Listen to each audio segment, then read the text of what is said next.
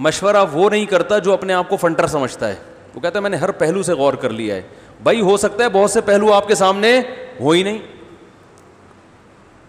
عین ممکن ہے جب آپ مشورہ لو تو کچھ ایسے پہلو سامنے آ جائیں جن کی طرف آپ کا دماغ گیا ہی نہیں تھا.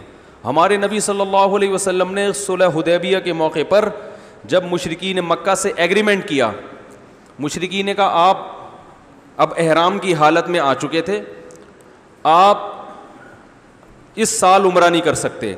اب شریعت میں حکم ہے کہ احرام کو کھول کے سر مڈوایا جائے, سر منڈائیں گے تو احرام کھلے گا. اب نبی صلی اللہ علیہ وسلم نے صحابہ کو حکم دیا سر مڈالو اور احرام کھول دو. یہ ایسا ہی جیسے نماز میں نیت توڑنے کا کسی کو کہا جائے, مشکل کام ہوتا ہے نا. تو صحابہ نے کہا ہم نے احرام میں آ گئے, عمرہ کیے بغیر تو احرام کھول نہیں سکتے نا, اب کیسے کھول دیں احرام, دم بھی دینا پڑتا ہے اس میں اور عمرہ بھی واجب ہو جائے گا. تو ایک عبادت کو ادھورا چھوڑ کے ہم کیسے احرام کھول دیں, سر منڈا کے ابھی عمرہ کیا نہیں ہے اور احرام میں آ کے ہم کیسے احرام کھول دیں, کیونکہ پہلے زندگی میں کبھی ان کے ساتھ ایسا ہوا نہیں تھا. اور کھولے بھی مشرکین کے کہنے پر, کافروں کے کہنے پر, اور ان کا کوئی مطالبہ بھی معقول نہیں ہے, سارے غلط مطالبے. تو ان کے غلط مطالبے بھی مانیں اور عمرہ بھی چھوڑ دیں اور احرام بھی اتار دیں. تو نبی صلی اللہ علیہ وسلم نے حکم دیا, صحابہ کی نہیں دل مائل ہو رہا تھا, تو آپ نے اپنی زوجہ سے مشورہ لیا کیا کریں. انہوں نے فرمایا یا رسول اللہ آپ ان کو حکم نہ دیں, خود سر منڈا کے احرام کھول دیں, آپ کی دیکھا دیکھی یہ کر لیں گے. کہیں نہیں ان کو, عمل کر کے دکھائیں, کیونکہ ان کے ذہن میں یہ آ رہا تھا نا کہ یہ تو ایک غلط کام ہے. تو جب نبی کو دیکھیں گے کرتا ہوا تو بھائی نبی سے زیادہ پرہیزگار کون ہو سکتا ہے. تو جتنا بھی آپ ان کو کہتے رہیں گے یہ نہیں مانیں گے. تو آپ صلی اللہ علیہ وسلم نے اپنی زوجہ سے مشورہ لیا, انہوں نے مشورہ دیا کہ ایسا کہیں. پیغمبر خدا ہو کر بھی مشورہ لے رہے ہیں کہ بھائی کوئی ممکن ہے ان کے ذہن میں کوئی ایسی بات آ جائے جو میرے ذہن میں نہیں ہے. تو مشورے کا حکم اس لیے بھی ہے کہ جو مشورہ نہیں لیتا وہ اپنے آپ کو دنیا کا سب سے بڑا فنٹر سمجھتا ہے, اور اللہ کو فنٹر سمجھنے والے پسند, فنٹر گیری اسلام میں پسندیدہ نہیں ہے. اور بھائی ہو سکتا ہے تم بڑے فنٹر ہو, بڑے ذہین ہو, لیکن ممکن ہے دوسری کی دماغ ایسی طرف چلا جائے تمہارا ذہن نہ گیا ہو. کیا خیال ہے بھائی, غلط کہہ رہا ہوں تو بتا دیں. تو ہمارے نبی نے تو سکھایا ہے, آپ سے بڑا, آپ سے زیادہ ذہین کون ہو سکتا ہے. تو آپ صلی اللہ علیہ وسلم نے یہی مشورہ پر عمل کیا کہ بھائی کہنے کا فائدہ نہیں ہے, سر منڈا لو. جب صحابہ نے دیکھا نبی نے سر منڈا لیا تو بہت سب نے سر منڈانا شروع کر دیا, سب نے احرام کھول دیا. تو ہم ہوتے استخارہ, ہر چیز میں استخارہ, استخارے پر فیصلے ہو رہے ہیں. کیونکہ زیادہ تر لوگ استخارہ کرتے ہیں شادی بیاہ کے موقع پر اور بیڑا غرق کر رہے ہیں. زیادہ تر نکاح کے موقع پہ استخارے نکال کے رشتوں کا بیڑا غرق کیا جا رہا ہے.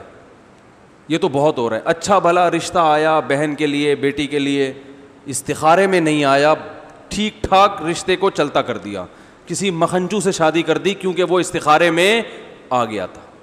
میں پتہ نہیں کیوں نہیں آ رہا استخارے میں سمجھ میں نہیں آ رہا ہے بھائی. اچھا خیر, تو پتہ نہیں لوگ بیوقوف کیسے بناتے ہیں. تو یہ بیوقوف بناتے ہیں کہ بتا رہا ہوں. تو یہ مزاح کر رہا ہوں, اس کو سیریس نہ لیں بھائی. تو استخارہ نکالا, اچھے رشتے. ابھی ماں باپ اپنی بچی کو لے کر آئے, رشتہ آیا ہوا ہے, مان کے ہی نہیں دے رہی, استخارے میں آ رہا ہے اس بچی کے کہ یہ بندہ ٹھیک نہیں ہے. تو میں نے کہا یہ اس کو سمجھ میں ہی نہیں آ رہا ہوگا, لڑکا پسند نہیں ہوگا, استخارے کی پہ ڈال دیا. آج کل یہ بھی ہے کہ جو چیز سمجھ میں نہیں آ رہی استخارے پہ ڈال دو. بدنام کون ہوگا, استخارہ ہوگا, ٹھیک ہے نا. بدنام کون ہوگا, وہ ہوگا انہوں نے بولا, اس میں نہیں آیا. تو مسلمان گراؤنڈ ریئلٹی کو دیکھ کے فیصلہ کرتا ہے, استخاروں کی بیس پہ فیصلہ نہیں کرتا. استخارہ کرتا ہے اللہ سے مدد مانگنے کے کہ بھائی اللہ ہم نے پورے اسباب اختیار کر لیے. فیصلہ کرنا تو ہمارے اسباب سے ہوتا کچھ نہیں ہے, ہمارے اسباب سے ہوتا کچھ نہیں ہے, ہم نے تو سب کچھ کر لیا, اب مدد کون کرے گا, تو اس کے لیے استخارہ کیا جاتا ہے کہ اصل فیصلہ تو تیرا ہے. ہو سکتا ہے میں صحیح سوچ رہا ہوں لیکن وہ غلط ہو, اور جس کو میں غلط سمجھ رہا ہوں ہو سکتا ہے وہ صحیح ہو. تو بس تو کہیں میں نے تو جو کرنا تھا کر لیا, اب تو وہ کرا جو تیرے علم میں بہتر ہو, کرانا وہی تو نے, ٹھیک ہے نا, میرے فیصلوں پہ نہ جانا. تو ہمارے نبی نے غزوہ خندق میں مشورہ لیا صحابہ سے. تو اور دوسرا مشورے کا اصول یہ ہے کہ مشورہ اس سے لیا جائے جو اس فیلڈ میں ماہر ہو. سمجھ میں آ رہی ہے بات؟ جنگ لڑنی ہے, مشورہ حکیم سے لے رہے ہیں.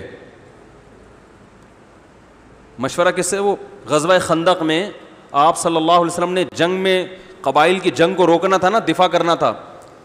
تو یہ نہیں کہ عرب کے جتنے حکیم ہیں, ایران کے جتنے حکیم ہیں سب کو بلا لیا ہو, ایسا نہیں ہے. جنگی ماہرین کو بلایا. اور آپ صلی اللہ علیہ وسلم نے خاص طور پر وہ یہ جنگ ایران میں ہوا کرتی تھی کہ چاروں طرف سے قبائل, تو سلمان فارسی سے مشورہ لیا کہ عرب تو اس جنگ کے عادی ہے ہی نہیں, آپ بتاؤ کیسے یعنی اس موقع پر ہم کیسے ڈیفینس کریں. تو سلمان فارسی رضی اللہ تعالیٰ عنہ نے مشورہ دیا کہ یا رسول اللہ, ہمارے ہاں ایران میں فارس میں ایسی جنگیں ہوتی ہیں تو ہم خندقیں کھودتے ہیں. تو ان کے مشورے پر عمل کیا گیا پھر. تو اس لیے ہمارے جو بھی فیصلے ہوں میرے بھائی, گراؤنڈ ریئلٹی کو سامنے رکھ کے ہونے چاہیے.